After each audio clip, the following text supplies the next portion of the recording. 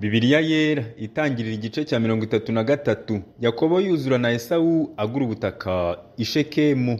Yakobo yubura amaso arebye abona Esawu azanye n'abantu 400, agabanya abana Ahareya be na Rashela be n'inshoreke zombi abazo, ashyira imbere inshoreke n'abana bazo, akurikizaho Leya n'abana be basezererwa na Rasheli na Yosefu, maze ubwe abarangaza imbere yikubita hasi 7 arinda ageraho yegereye mwene se.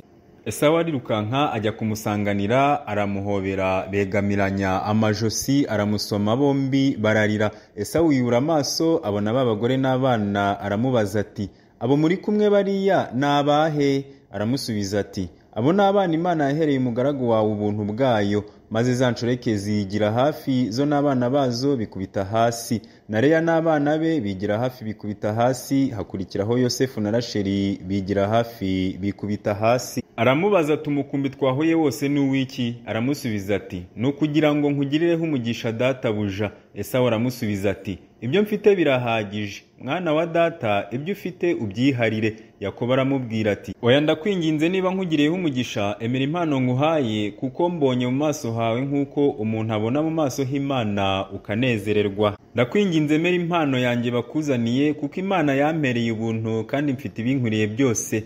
Aramugomera arayemera. Aramubwira ati, dukomeze urugendo tugende, nanjye ndakujya imbere. Aramubwira ati, databuja, uzi yuko abana badafite imbaraga kandi ko imikumbi n'amashyo mfite byonsa babigendesha uruhato, naho waba umunsi umwe gusa byapfa byose. Ndakwinginze databuja ujya imbere y'umugaragu wawe, nanjye ndagenda buhoro nk'uko kugenda kw'amatungo nshoreye kuri, kandi nk'uko kugenda kw'abana kuri, ngusange databuja i Seyiri. Esawu aramusubiza ati, reka ngusigire bamwe mu bo turi kumwe. Yakobo aramubaza ati, n'abiki? Nkugireho umugisha databuja. Nuko Esawu uwo munsi asubirayo, agumya kugenda ajya i Seyiri. Yakobo ajya i Sukoti, yubakayo inzu, acirayo amatungo ye ibiraro. Nicyo cyatumye aho hantu hitwa i Sukoti.